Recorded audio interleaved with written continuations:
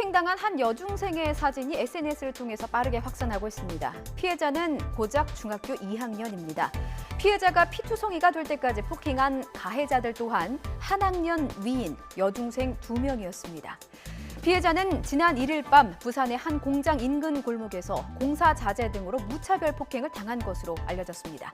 폭행 이후 가해자들은 달아났고 피투성이로 길을 걷던 피해자는 행인의 신고로 병원으로 옮겨졌습니다. 상처는 보시는 것처럼 끔찍했습니다. 입안은 물론이고 뒷머리도 심하게 찢어져서 당시 폭행이 얼마나 심각했는지를 가늠할 수 있는데요.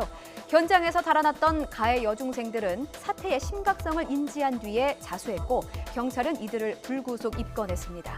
대체 무슨 일 때문에 이 여학생은 끔찍한 폭행을 당한 걸까요? 경찰에 따르면 가해자와 피해자는 이날 처음 만난 사이라고 합니다. 피해자는 가해자 중 한 명의 지인에게 옷을 빌린 문제로 만났다가 태도가 불량하다는 이유로 폭행을 당한 것으로 조사됐습니다. 인터넷에는 피해자의 지인이라고 주장하는 사람이 이번이 두 번째 폭행이라고 주장한 글이 올라와서 경찰의 조사를 좀 더 지켜봐야 하기는 합니다. 누리꾼의 공분을 산 이 사건, 처벌이 두려웠던 가해자들이 또래 남학생들에게 처벌 여부를 물었다가 알려지게 됐는데요. 폭행의 정도가 심각해 보이지만 가해자들은 현재 불구속 수사를 받고 있습니다. 만 18세 미만이라서 소년법의 적용을 받기 때문입니다.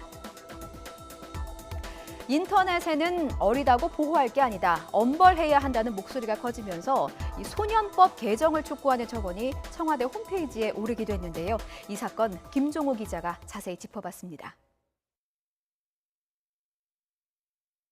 SNS를 뜨겁게 달군 여중생 사진입니다. 당시 CCTV에는 여중생이 피투성이가 된 과정이 그대로 담겼는데 차마 눈뜨고는 볼 수 없을 정도입니다. 무려 1시간 반가량 이어진 무자비한 폭행. 피해자 모습을 본 어른들이 또래 여학생이 저지른 짓이라고는 상상도 할 수 없었을 정도로 잔인하기 이를 데 없었습니다.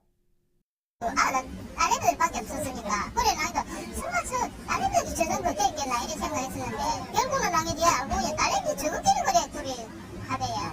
인정사정이 없었던 가해 여학생 2명은 나중에 피해자 상태를 보고는 처벌받게 될 게 두려웠습니다.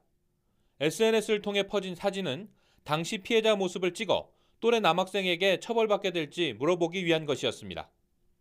가해 여학생 2명은 모두 만 14세로 형사법상의 미성년자에 해당하지 않지만 소년법 적용을 받습니다. 소년법은 청소년이 미성숙 상태고 교화나 개선의 여지가 있다는 점을 고려해 구속수사 요건을 까다롭게 하고 중형 선고도 쉽지 않도록 규정하고 있습니다. 사건 직후 곧바로 자수한 가해 여학생을 조사한 경찰도 구속수사에 대해서는 조심스러운 입장입니다. 성인이라면은 당연히 당연히 저희들은 구속영장 신청한다고 그렇게. 청소년이기 때문에 그 부분은 저희들이 더 신중하게 또 검토하고.